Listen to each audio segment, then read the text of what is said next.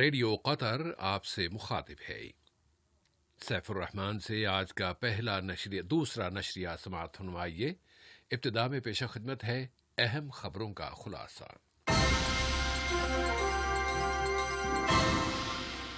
نائب وزیر اعظم و وزیر خارجہ نے فرانس اور اسپین کے اپنے ہم منصب وزراء کے ساتھ دو طرفہ تعلقات کا جائزہ لیا ہے۔ قطر امن کے عالمی اسکیل پر مشرق وسطی اور شمالی افریقہ کے ملکوں میں مسلسل سر فہرست یعنی پہلے نمبر پر ہے۔ اور لیبیا کی وفاقی حکومت کی فوجیں وہاں کے شہر سرت کے آس پاس لڑائی کے مقامات پر جمع ہو گئی ہیں، اور انقرہ نے کہہ دیا ہے کہ وہ اقوام متحدہ کی نگرانی میں ہونے والی کسی بھی فائر بندی کا حامی ہے۔ سامعین، یہ تھا اہم خبروں کا خلاصہ، اور اب پیش خدمت ہے ریڈیو قطر سے آج کا دوسرا مفصل نشریہ۔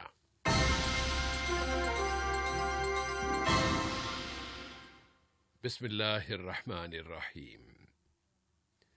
نائب وزیر اعظم و وزیر خارجہ شیخ محمد بن عبد الرحمن آل ثانی نے جمہوریہ فرانس کے وزیر یورپ و امور خارجہ جان ایو لوڈغیاں اور مملکت اسپین کی وزیر خارجہ محترمہ ارانچا گونزالیس لایا کی جانب سے ٹیلی فون کالز وصول کی ہیں۔ ان رابطوں میں دو طرفہ تعلقات اور مشترکہ دلچسپی کے امور کا جائزہ لیا گیا۔ مجلس شورا نے ایک عالمی مذاکرے میں شرکت کی ہے جس کا عنوان تھا دنیا کے مستقبل کی تشکیل میں خواتین کی لیڈرشپ اور نئی فطری صورتحال کی تعمیر۔ فیمیل سیاسی قیادتوں کی فاؤنڈیشن نے ویڈیو کمیونیکیشن ٹیکنالوجی کے ذریعے اس مذاکرے کا اہتمام کیا تھا۔ اس مذاکرے میں اداروں کی اصلاحات اور قانون سازی میں کووڈ-19 کی وجہ سے میسر آنے والے غیر معمولی امکانات اور ان امکانات کے حصول میں خواتین کو برابری کے مواقع تک پہنچنے کے موضوعات زیر بحث آئے ہیں۔ مجلس شورا کی رکن محترمہ ریم بنت محمد المنصوری نے اس مذاکرے میں مجلس شورا کی نمائندگی کی ہے۔ وزیر مملکت برائے امور ایندھن اور قطر پیٹرولیم کے ایگزیکٹو ڈائریکٹر انجینئر سعد بن شریدہ الکعبی نے اعلان کیا ہے کہ کیمیکل اور پیٹروکیمیکل مصنوعات کی مارکیٹنگ اور تقسیم کی سرگرمیاں ضم کی جا رہی ہیں تاکہ یہاں کی کیمیکل اور پیٹروکیمیکل انڈسٹریز کے مقام اور اسٹیٹس کو مزید فروغ دیا جا سکے اور عالمی سطح پر مقابلہ کرنے کی قطری پوزیشن کو مزید بہتر بنایا جا سکے۔ قطر مسلسل کامیابیوں پر کامیابیاں سمیٹ رہا ہے۔ اب سن 2020 کے دوران امن کے عالمی اسکیل کے مطابق قطر نے مشرق وسطی اور شمالی افریقہ کے ملکوں میں پہلی اور عالمی سطح پر 27ویں پوزیشن حاصل کی ہے۔ اقتصادیات اور امن کے انسٹیٹیوٹ کی جانب سے جاری کردہ اس رپورٹ کے مطابق قطر اپنی عالمی پوزیشن برقرار رکھنے میں کامیاب رہا ہے۔ اس انسٹیٹیوٹ کا دفتر یا صدر دفتر آسٹریلیا کے شہر سڈنی میں ہے۔ قطر نے فلسطینی عوام کے حقوق اور ان کے مستقل موقفوں کو چھیڑنے کی کسی بھی کوشش کو مسترد کر دینے والے اپنے موقف کو دہرایا ہے۔ وزیر مملکت برائے امور خارجہ جناب سلطان بن سعد المریخی نے تنظیم اسلامی تعاون کے تابع ایگزیکٹو کمیٹی کے اوپن ممبرشپ کے ملکوں کا فاصلاتی اجلاس یا فاصلاتی غیر معمولی اجلاس میں ایک مرتبہ پھر قطر کے اس موقف کا اظہار کیا ہے۔ مسئلہ فلسطین ہمیشہ ہی قطر کا اولین مسئلہ رہا ہے، اور اب جب قابض اسرائیل کی طرف سے خلاف ورزیوں کا سلسلہ جاری ہے تو اس پر اسرائیل کی ان کارروائیوں پر قطر ہاتھ باندھے نہیں بیٹھا رہ سکتا، جبکہ اسرائیل مغربی کنارے کے مزید اجزاء اور حصوں کو اپنے اندر ضم کرنے کی کوششیں کر رہا ہے۔ تو اس کا واضح مطلب یہی ہوگا کہ دو ملکوں پر مشتمل حل کو ختم کیا جانا مقصود ہے۔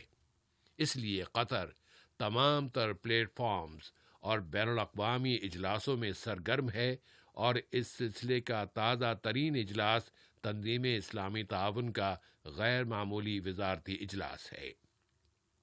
اس اجلاس میں دوحہ نے فلسطینی عوام کے حقوق پر زور دیا ہے اور کہا ہے کہ ان حقوق پر کوئی بھی سودے بازی نہیں کی جا سکتی۔ ان میں سر فہرست سن 1967 کی سرحدوں کے مطابق فلسطینیوں کی آزاد اسٹیٹ کے قیام کا حق ہے، جس کا دارالحکومت مشرقی القدس ہو، اور پھر پناہ گزینوں کو ان کے اپنے وطن واپسی کی ضمانت کی فراہمی بھی لازمی اور ضروری ہے۔ تو مسئلہ فلسطین کی تائید و حمایت پر مشتمل قطر کے موقف ہمیشہ تاریخ میں یاد رکھے جائیں گے، اور قطر ہمیشہ کی طرح مظلوموں کا قبلہ رہے گا۔ قطر نے ایک مرتبہ پھر کہا ہے کہ وہ ہر طرح کے تشدد اور دہشت گردی کو مسترد کرتا ہے، خواہ اس کی وجوہات و اسباب کچھ بھی کیوں نہ ہوں۔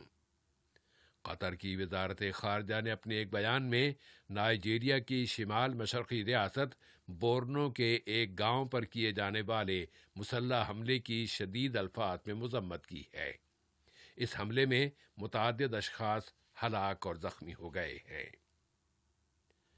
لیبر اور مزدوروں کے حقوق کی ضمانت کی شدید خواہش کے مطابق حکومت کے رابطہ دفتر نے اپنے ایک بیان میں کہا ہے کہ ہوم اسٹیڈیم میں کام کرنے والی کمپنیوں میں سے ایک کمپنی کی جانب سے اس کے ملازمین کو تنخواہیں نہ دیے جانے کے بارے میں ایمنسٹی انٹرنیشنل کی رپورٹ کے بعد اس کمپنی کے خلاف قانونی کارروائی کی گئی ہے، اور لیبر کو تنخواہیں دیے جانے کے عمل کی اب پیروی کی جا رہی ہے۔ اس سے یہ ثابت ہوتا ہے کہ قطر اپنی سرزمین پر لیبر کے حقوق کی ضمانت کے لیے تمام تر ضروری اقدامات کرنے میں ذرا بھی تاخیر نہیں کرتا۔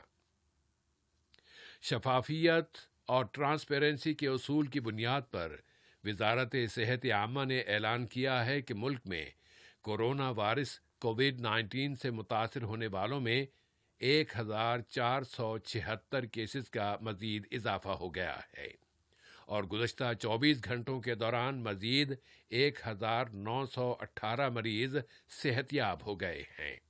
اس طرح قطر میں شفا پانے والے مریضوں کی مجموعی تعداد اب 51,331 ہو گئی ہے۔ اعلان کے مطابق مزید 3 مریض چل بسے ہیں۔ وزارت صحت نے اپنے بیان میں بتایا ہے کہ اب اس وقت جہاں اس وائرس سے متاثر ہونے والوں کی تعداد میں قدرے کمی ریکارڈ کی گئی ہے، اور یہ کمی متعلقہ اداروں اور شعبوں کی جانب سے اس وائرس کی روک تھام کے لیے کی جانے والی کوششوں کا نتیجہ ہے۔ احتیاطی اقدامات اور تدابیر کے ساتھ ساتھ معاشرے اور سماج کے افراد کی جانب سے بچاؤ کی تعلیمات اور سفارشات، اور خاص طور پر سماجی دوری یعنی سوشل ڈسٹینس کی پابندی کرنے کی وجہ سے قطر اس وائرس کے پیک ٹائم سے اب نکل رہا ہے، اور اب اس کے پھیلاؤ میں کمی آتی جا رہی ہے۔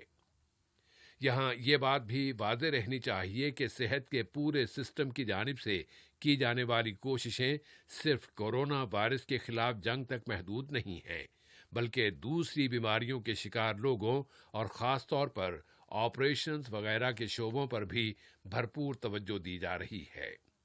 وزارت صحت طبی سرپرستی کی بہبود میں ٹیلی میڈیسن اور دوسری بہت سی سروسز بھی فراہم کر رہی ہے۔ ہیلتھ منسٹری صحت کی سرپرستی کے لیے مختلف ڈیجیٹل سروسز بھی استعمال کر رہی ہے، اور اگر عالمی سطح پر نظر ڈالی جائے تو صورتحال یہ ہے کہ اب اس وقت کورونا وائرس سے متاثر ہونے والوں کی تعداد 7.5 ملین یعنی 75 لاکھ سے زیادہ ہو گئی ہے۔ اس وائرس سے صحت یاب ہونے والوں کی تعداد اب 4 ملین کے قریب ہے، جبکہ پوری دنیا میں اس کورونا وائرس کی وجہ سے وفات پانے والوں کی تعداد اب 5 لاکھ یعنی 500,000 کے قریب ہو گئی ہے۔ اس اثناء میں دنیا کے متعدد دارالحکومت اب دوبارہ کھلنا شروع ہو گئے ہیں۔ ان میں برازیل کا اقتصادی دارالحکومت ساؤ پاؤلو سر فہرست ہے۔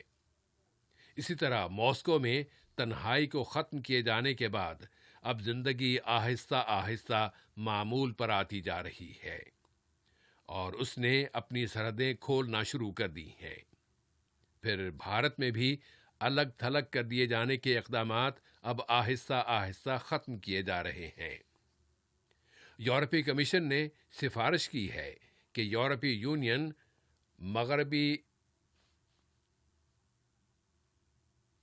یونین کے ممالک مغربی بلقان کے مسافروں کے لیے اپنی سرحدیں اگلے مہینے یعنی جولائی کی 1 تاریخ سے دوبارہ کھول دیں۔ لیبیا کی وفاقی حکومت کی فوجیں اب شہر سرت کے آس پاس لڑائی کے مقامات پر جمع ہو گئی ہیں۔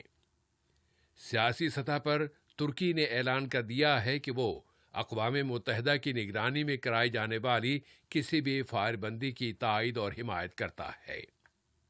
ترک وزیر خارجہ مولود چاوش اوغلو نے اعلان کرتے ہوئے مزید کہا ہے کہ امریکہ کو لیبیا میں زیادہ سرگرم کردار ادا کرنا چاہیے، خواہ وہ فائر بندی کے لیے ہو یا سیاسی مذاکرات اور بات چیت کے لیے۔ اس اثناء میں دونوں متحارب فریقوں نے اقوام متحدہ کی نگرانی میں ہونے والے مذاکرات دوبارہ شروع کر دیے ہیں۔ ان مذاکرات کا مقصد وہاں فائر بندی کرانا ہے۔ اور امریکی شہری جارج فلوئڈ کے قتل کے اثرات ابھی تک جاری ہیں اور امریکہ میں احتجاجی مظاہروں کا سلسلہ بڑھتا جا رہا ہے۔ ان مظاہروں میں مطالبہ کیا جا رہا ہے کہ نسل پرستی کی روک تھام کے لیے وہاں نئے قوانین بنائے جائیں۔ اب اس وقت امریکی کنفیڈریشن سے پہلے کے دور کے فوجی جرنیلوں کے مجسمے ان دنوں گرما گرم بحث کا موضوع بنے ہوئے ہیں۔ آج کا یہ نشریہ ختم ہونے سے قبل اہم خبروں کا خلاصہ ایک مرتبہ پھر سماعت فرما لیجیے۔